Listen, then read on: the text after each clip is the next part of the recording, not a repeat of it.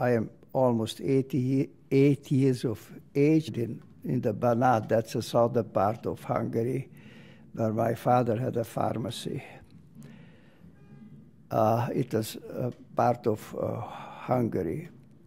Unfortunately, the Trianon Treaty turned it over to the Serbians, and it became a part of Yugoslavia. And since my father didn't want to break his oath to the Hungarian king, only if he was released by the Hungarian government, that he can take an oath, to the Serbian king. And that was very funnily received by some of these extreme nationalist Serbians, and they started to persecute actually my father and my mother, and they poisoned our waters, and two of my older brothers died, and then we had to escape from that time already Yugoslavia to Hungary, and that was in 1922.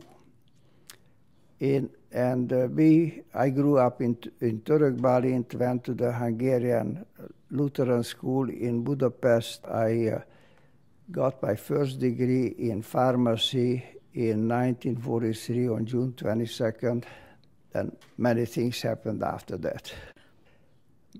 So I was born in a part of Hungary which became Yugoslavia. My mother was born in Transylvania, what gave the Trianon Treaty to the Romanians, and my father was born in present Slovakia, what became in 1920 actually Czechoslovakia. In Hungary, actually, we were very sad, that all those parts with many Hungarians, millions and millions of Hungarians were given to foreign countries.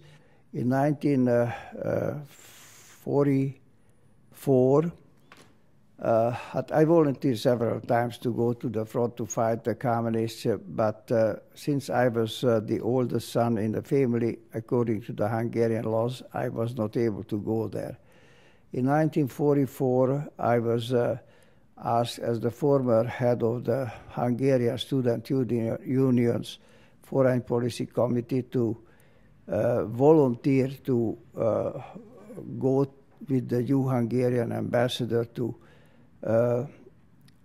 Berlin. And after the war, I was accused of various stupidities, in spite of the fact that I saved about 1,200 Hungarian students who were illegally put into the German army's Werwolf division in Breslau, whom I was able to get out by working very hard alone.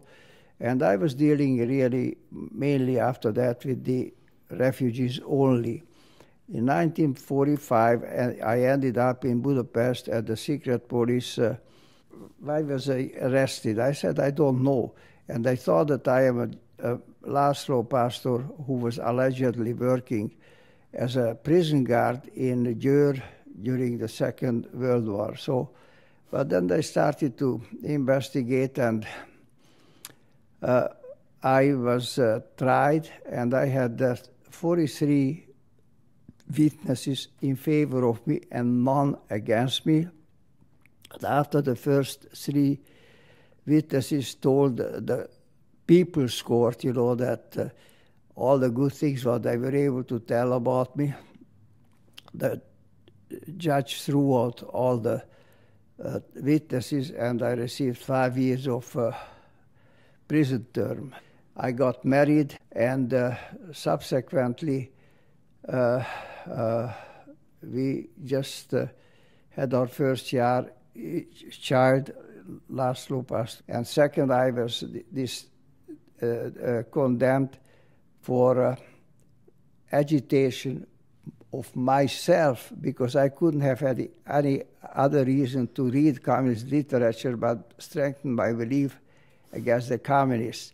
I got 6 years of forced labor, and after roughly 1 year of solitary confinement, I was condemned, as I mentioned, to 6 years forced labor. and I became a coal miner in Oroszlány, and I was in Oroszlány, and I was able to work so hard and so much that I had a 209% output, and that, according to the law, made me available for release at halftime. You know, I had 6 years, so after 3 years they studied everything and I was released, but I was placed under the strictest police surveillance where I was not able to visit even my wife or my mother without written permission from the secret police, and I was working in the pharmacy in Oroszlány. So when the revolution came and they were looking for people whom the people could trust that they are not communists or sympathizer of the communists, some old miner mentioned that he knows that I was already twice in prison and I'm still under the strictest police surveillance. So they unanimously elected me to the Revolutionary Council of Oroszlány, and later I was elected also to the County Revolutionary Council, and finally I became one of the leaders of the Western Hungarian, the so-called Dunántúli Revolutionary Council. We developed a request to the United Nations and tried to get help, but the Austrians didn't let us through, so we had to go back, and this was just before, I believe 1 or 2 days before the Russians actually broke the Hungarian Revolution. We escaped with my wife and with my son to Vienna, where I was in 2 days working as a pharmacist, and then we got report interesting ways through some outstanding CIA work, you know, that the Russians are hunting for me, but they couldn't find me yet. So I was offered by the American consulate that they will take me by plane to the United States, and we were very lucky that that happened. So in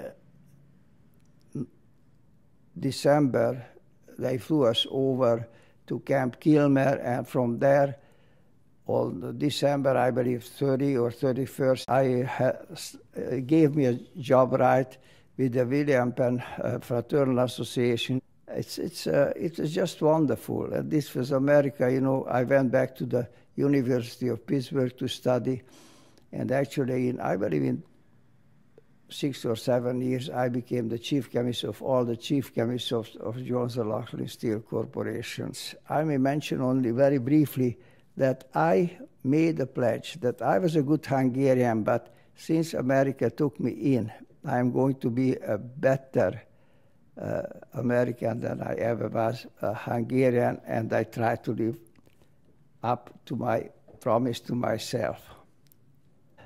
I praise the Lord, you know, that I was never in a hospital with the exception when I weighed only 78 pounds and I was almost starved to death. And I praise the Lord that the International Red Cross was looking for me, and actually the communists were forced to give me something to eat, and I was able to survive.